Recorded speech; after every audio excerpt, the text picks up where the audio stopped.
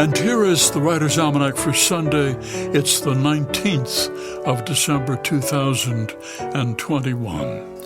It's the birthday of Constance Garnett, born in Brighton, England, 1861, who gave us the first English translations of many famous 19th century Russian novels. It was said she could translate 5,000 words a day. She finished Tolstoy's Anna Karenina in 6 months. She translated Dostoevsky's complete works. However, she tended to skip phrases that she herself did not understand. She often missed the joke in the original Russian, and she did censor out passages that offended her Victorian sensibility.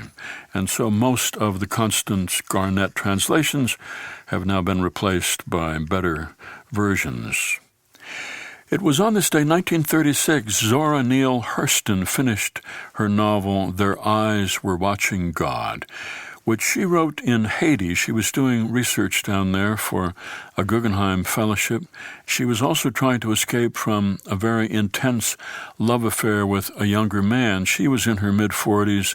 He was a graduate student, 23. She said he was tall, dark brown, magnificently built. He had a fine mind. The two of them adored each other, but he wanted her to give up her career to marry him and to leave New York City.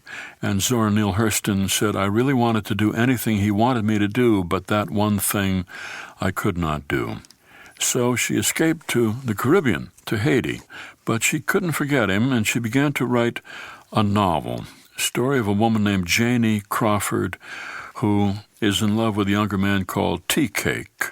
She said, I tried to embalm all the tenderness of my passion for that young man in Their Eyes Were Watching God. She wrote the novel in less than 2 months. She said, I wrote it under internal pressure. I wish I could write it again. It was on this day, 1843, Charles Dickens published A Christmas Carol. The year before, he had gone out to visit Cornwall to see for himself the horrible conditions of children working in the mines there. And he wanted to write a book exposing the terrible situation of children in poverty, which turned out to be A Christmas Carol, which didn't do as much for child labor laws as it did for the holiday of Christmas, which was starting to take off in England. The Christmas Carol showed Christmas as a time for family and for simple pleasures, and it caught the imagination of readers in England and in America and helped to create the Christmas ideal that is all around us today.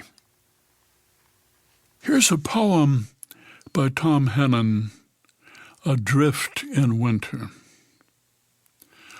All anyone wants to know is when spring will get here. To hell with dripping icicles, cold blue snow, silly birds too dumb to go south, and sunlight gleaming off rock-hard snowflakes.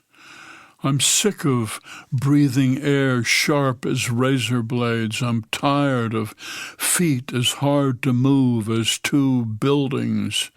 I refuse to be seduced by the pine tree blocking my path, even though just now, look how it moves its needles, rubbing the sky-blue sky, the glow it has around its entire body, how perfectly it stands in the snow drift, the way both our shadows cross the noon hour at once like wings.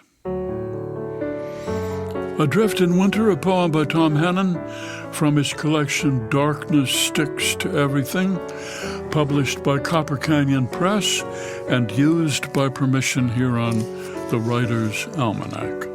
Be well, do good work, and keep in touch.